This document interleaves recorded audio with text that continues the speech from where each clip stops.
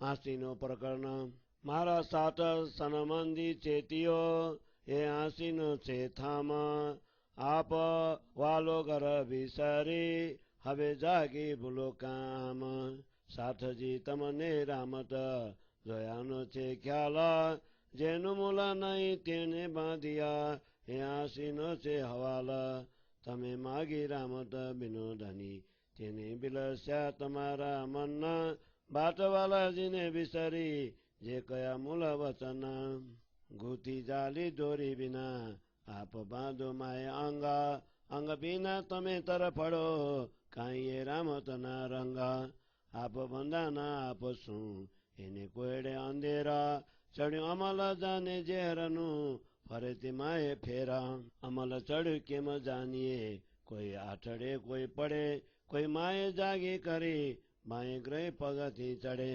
એક પડે પગથી થકી ત્યાંને બીજી તે સાએ હાથ ખાય તે બંને ગળથલા કાંઈ રામતએ અખ્યાત કોઈ પડે પગથી બીના તેને બીજી તે ચાલવા જાય પડે તે બંને મોએ ભરે એ હાંસીએ મજ થાય પો બીના ઓઠું લીએ અને ચરણ બીના ઉજાય જલ બીના બાવ સાગર તેમાં ગલચુવા ખાય આંતરિક જુઓ ઉભિયું હાથ બિના હથિયાર નિંદ્રા છે અતિ જાગતે પિંડ બિના આકાર એક નવી કોઈ આવી મળે તે કહાવે આપ અજાના કોઈ માએ મોતી થઈ સમજાવે સુજાના વચન કરતા કોઈ કહે કે ને ખંડની ન ખમાયે પછી કલ્પે બને કલકલે એને અમલયે મલઈ જાય ખની ખાડી રાડી રડાડી દુઃખ જગા હોતા દીતા ગના જાગ્યા પછી જ્યારે જોઈએ ત્યારે બંનેમાં નહીં મન સાતમાં આસી થાશે રસ રામત એની રંગા પૂરા બિના તનાનીઓ કોઈ આડી થાય અભંગા હર કે હાંસીએ તમા કરશે સાત કલોલા માયા માગી તે જોઈ જોપે રામત જલા બોલા બ્રખા ઉભો મૂલા બિના ત્યાંનું ફલ વાંચે સૌ કોએ બલી બલી લેવા દોડતી એ હાંસી એની પેરે હોય આછતા બંધ છૂટે નહીં પેર પેડે છોડે તોય એ સ્વાંગ સૌ માયા તનું સાત બાંધ્યો રામત જોએ સાત બાંધ્યો રામત જોએ ચોપાઈ 17 પ્રકરણ 11 ચોપાઈ 371 બોલો શ્રી प्राणनाथ प्यारे की जय। श्री कलश गुजराती को प्रकरण 11 को हिंदी छाया। हे मेरा मूल संबंधी सुंदर सास जी, तुम सावधान हो जाओ। यह संसार तुम्हें हंसी का पात्र बनने का स्थान है।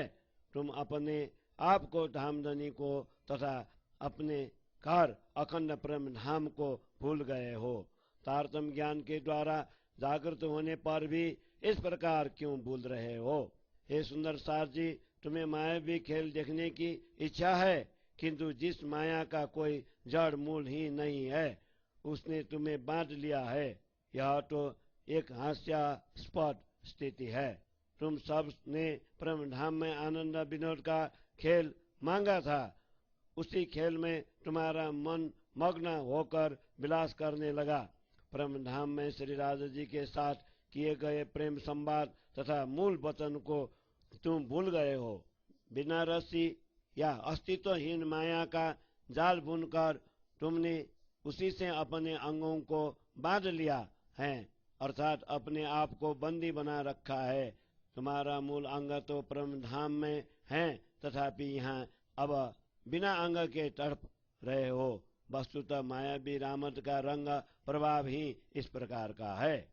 अज्ञान रूपी अंधेर के कारण इन गुण अंग इंद्रियों द्वारा तुम अपने ही कुटुंब रूपी बंधन में बंध रहे हो। तुम पर काम, क्रोध, लोभ, मोह आदि का नशा छाया हुआ है, इसीलिए तुम इस झूठे चक्र में बारंबार घूम रहे हो। माया का नशा चढ़ा हुआ है अथवा नहीं, इसकी पहचान कैसे हो। कोई डगमगा रहा है तो कोई गिर रहा है, कोई माया में ही जागृत होकर अज्ञानी जीवों के हाथ पकड़कर ज्ञान की सीढ़ी पर चढ़ने का प्रयत्न करता है। कोई ज्ञान रूपी सोपान पर चढ़कर गिर रहा है दूसरा कोई ज्ञानी बनकर उसकी सहायता भी कर रहा है, परंतु नशे के प्रभावों में दोनों ही लड़खड़ा कर अंत में गिर जाते हैं। संसार का यह खेल कुछ ऐसा ही अद्भुत है। कोई तो ज्ञान न होने के कारण सीढ़ी के बिना ही गिर रहा है, अन्य कोई उसे संभालने पकड़ने के लिए ज्ञानी संत बनकर जाता है। वे दोनों ही मोह के बंधन में फंसे चले जाते हैं। इस प्रकार इन दोनों की स्थिति हास्यास्पद हो जाती है। यह भूमि संसार नाशवान है, फिर भी सब इसका आश्रय लेना चाहते हैं तथा चरण के बिना ही मन से दौड़ते हैं। यह भवसागर जल विहीन है, फिर भी इसमें गोते लगा रहे हैं, जन्म मरण के चक्र में पड़ रहे हैं। यह संसार अंतरिक्ष में लटका हुआ है, इसके हाथ भी नहीं है, फिर भी इसके काम क्रोध रूपी अस्त्र धारण किया है। इसमें जागृत होने पर भी लोग अज्ञान रूपी निद्रा में डूबे हुए रहते हैं। शरीर नाशवान है, फिर भी आकार धारण किए हुए है।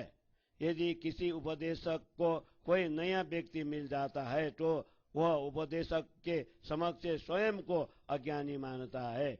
उपदेशक उन सब के बीच स्वयं को बड़ा समझकर समझाने लगता है। उपदेशक उपदेश देते समय यदि कोई कठोर शब्दों का प्रयोग करता है तो अज्ञानी उस खंडनी को सहन नहीं कर पाता। बाद में श्रोता और वक्ता दोनों पछताकर दुखी हो जाते हैं। इस प्रकार इन सबों को माया का नशा खींच कर ले जाता है। खंडनी करने वाले स्वयं रोते हैं और दूसरे को भी रुलाते हैं।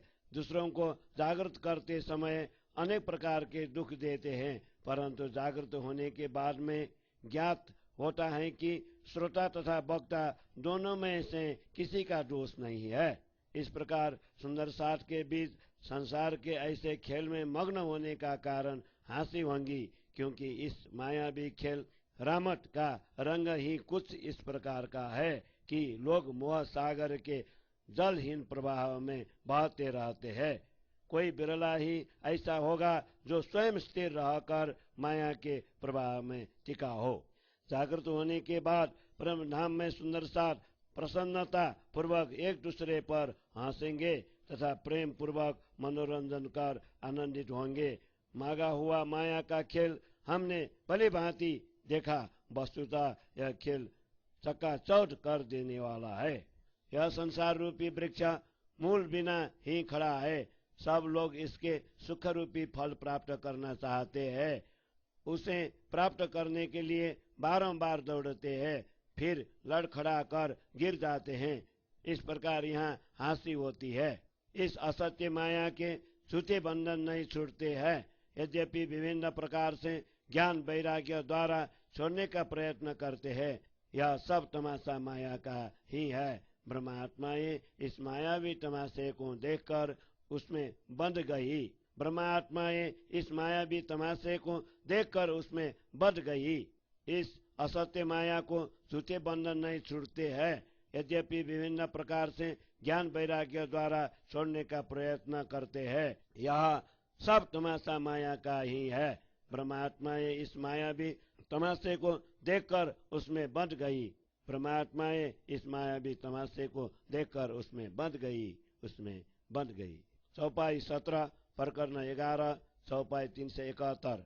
बोलो श्री प्राणनाथ प्यारे की जय।